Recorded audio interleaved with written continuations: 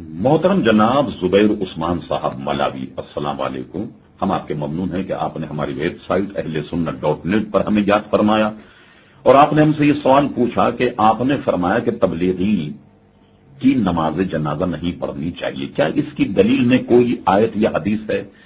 دیکھیے، وہ تبلیغی جماعت جو مولوی الیاس صاحب کی ہے، جس کا مرکز دہلی نظام الدین بستی، ظاہر آپ کی مراد بھی وہی تبلیغی جماعت ہوگی، اس میں کوئی شک نہیں کہ تبلیغی جماعت دیوبندی وہابیوں کی ایک شاخ، اور رہا یہ کہ جب ان کی شاخ ہے تو دیوبندی اور وہابی جو ہیں ان کی کتابوں میں نبی کریم صلی اللہ تعالی علیہ وسلم کی جا بجا گستاخیاں موجود ہیں جن کو آپ پڑھ سکتے ہیں، اور وہ ایسی ہیں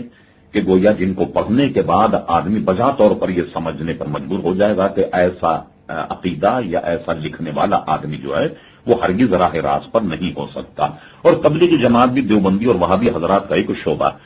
آپ نے پوچھا کہ اس کی دلیل بیان فرمائیے، تو نبی کریم صلی اللہ علیہ وسلم نے بے دین اور بد مذہب کی نماز جنازہ پڑھنے سے منع فرمایا اور ارشاد فرمایا،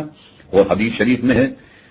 وَلَا تُصَلُّوا مَعَهُمْ، تم ان بے دینوں کے ساتھ نماز مت پڑھو، اور وَلَا تُصَلُّوا عَلَيْهِمْ، تم وہ مر جائیں تو تم ان پر نماز جنازہ نہ پڑھو۔ اب رہا تبلیغی جماعت سے متعلق، تو دیکھیے میرے پاس اس وقت ملفوظات شاہ محمد اسماعیل میرے ہاتھ میں، اس کے مؤلف ہیں، بہت تبلیغی جماعت کے بہت بڑی وکالت کرتے تھے، بہت بڑے مناظر تھے علماء دیوبند کے، بہت بڑے عالم دیوبندی میں مشہور تھے اور کہلاتے تھے۔ ان کا نام ہے مولانا محمد منظور نعمانی صاحب۔ کراچی کی دارالاشاعت کی کتاب چھپی ہوئی، جو مولوی مسافر خانے کے قریب یہ دارالاشاعت ہے، اس کی چھپی ہوئی کتاب کا میرے سامنے 44 اور 45واں صفحہ موجود ہے، میں اس کی عبارت پڑھ کے سناتا ہوں، اور پھر آپ غور فرمائیے کہ مولوی الیاس صاحب جو ہیں وہ آیا دائرے اسلام میں ہیں یا دائرے اسلام سے خارج ہیں۔ اور فرمائیے ان کا کتاب کا صفحہ نمبر تو 44 ہے اور ملفوظ نمبر ہے 50، یہ یاد رکھیے آپ۔ اس میں وہ یہ کہتے ہیں کہ یہ ان کی عبارت بتا رہا ہوں، ایک بار فرمایا، یعنی مولوی الیاس صاحب نے فرمایا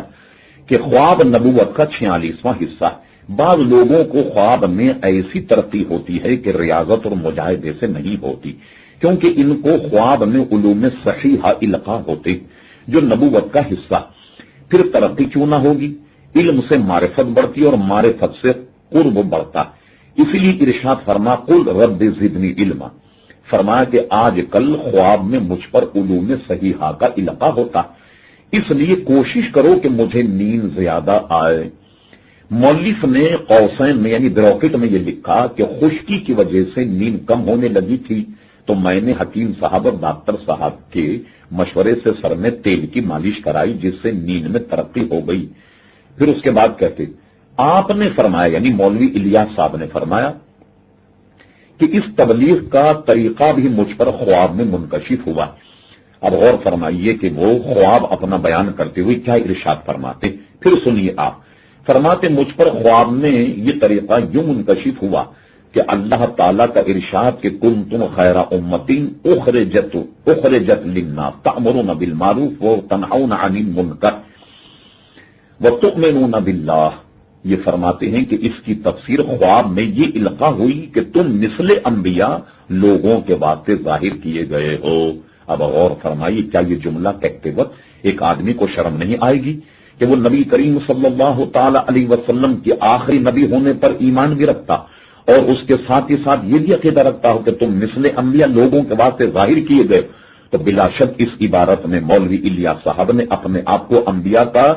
مثیل قرار دیا ہے، اور یہ اس سے بڑھ کر کے گمراہی کیا ہو سکتی ہے؟ آپ ملفوظ نمبر 50 اور ملفوظات شاہ محمد اسماعیل مؤلف مولوی محمد منظور نعمانی، اس کی کتاب دیکھیں آپ، اور کس قدر یہ خطرناک جملہ ہے